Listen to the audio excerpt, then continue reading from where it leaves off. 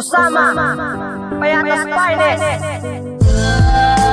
Huwag mong hintayin na dumating ang pagkakataon na ikaw na mismo siyang pupukol ng bato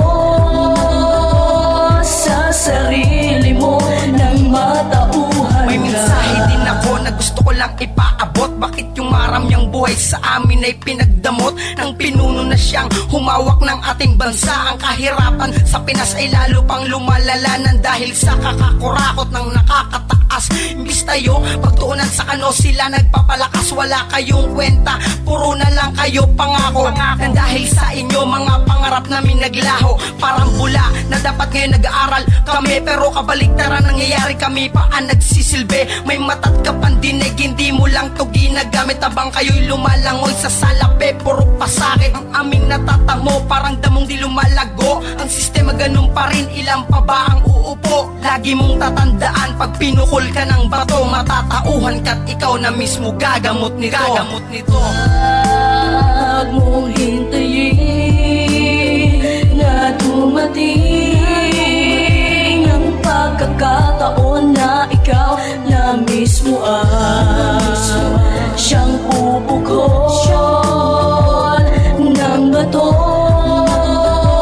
sa sarili mo ng matauhan. Ako'y namula sa nalaman at aking ang nasilayan ang ganda ng mundong to, ngunit bakit nababalutan ng dilim ang bawat daan ng aking lalakaran? Nasaan ba ang liwanag? Baka aking matapakan ng mga nanghihingi ng patnubay at gabay. Tanong ko sana kaupo, hindi ka ba dyan ang nangalay? At patuloy ka na lang ba na magbibingi-bingi? Kailan pa madidinig ang hinaing ng kababayan? Lagi lang sa umpisa na ang tema'y pagbabago. Pagpaplano sa Pinas ay nasa tuktok ng triangulo. Wala na bang pag-asa upang tayo'y umangat? Bigyan pansin naman kami upang kami makaakya sa itaas, upang makita kung ano ang diferensya. May mayaman at salat, nasa na ang iyong konsensya? Lagi mong tatandaan, pag pinukul ka ng bato, matatauhan ka't ikaw na mismo gagamot nito. Huwag mong hintayin na dumating ang pagkakataon na ikaw na mismo siyang pupukol ng bato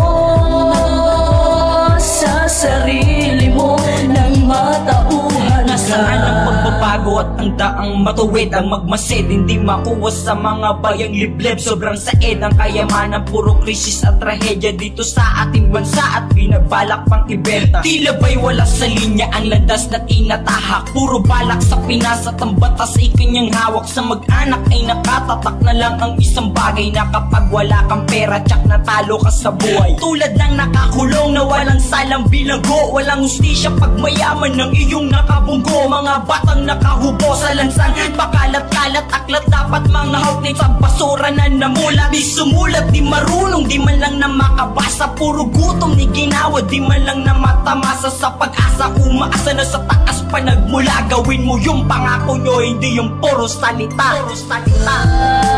Huwag mong hintayin na dumating ang pagkakataon na ikaw na mismo